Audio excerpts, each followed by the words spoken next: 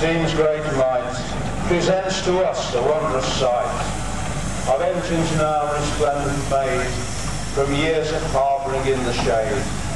They came from yard and field or wood, and in their twilight silence stood. With rusting motion and boiler cold, it was for scrap that they were sold. Then in the summer's sweltering scorch, their end it was the burner's torch. But some from this grim fate were taken, the slumbering giants gently awakened. With lavish care from owners new, they are but now the chosen few, that represent a lost great power, which we present to you this hour. For these are the engines of an era long past, built by the men whose skill was to last. They made them strong to give their best. In aging years they do not rest. They still drive on with fiery soul, and beating heart that scorns control. With burnished limbs of shimmering steel, the throb and pulse of circuit wheel. With shining paint and polished brass, all other machines they did surpass. But for all this grace and beauty, they were made for man's duty. Born with ease the tunes form roads, up and down the country's roads.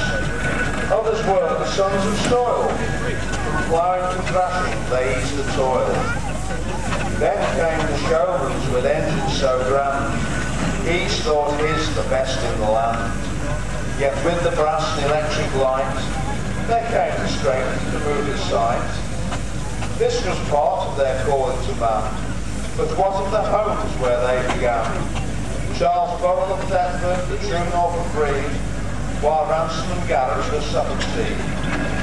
Next came Lincoln, its four famous sons, of Roby, Clayton, Foster and Rustums. Marshals of Gainsborough, in that same shire, they made engines for all to admire.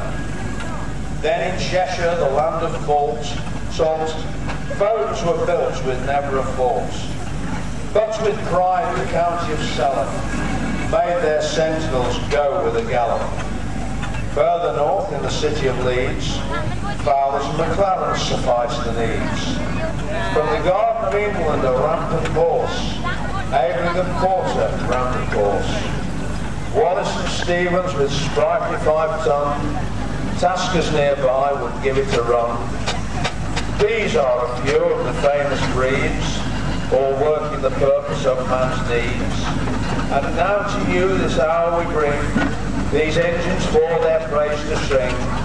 With shrieking whistle and vapour cloud, their aim is now to please the crowd.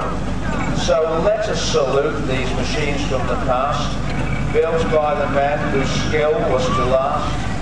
They made them strong to give their best. In aging years they do not rest.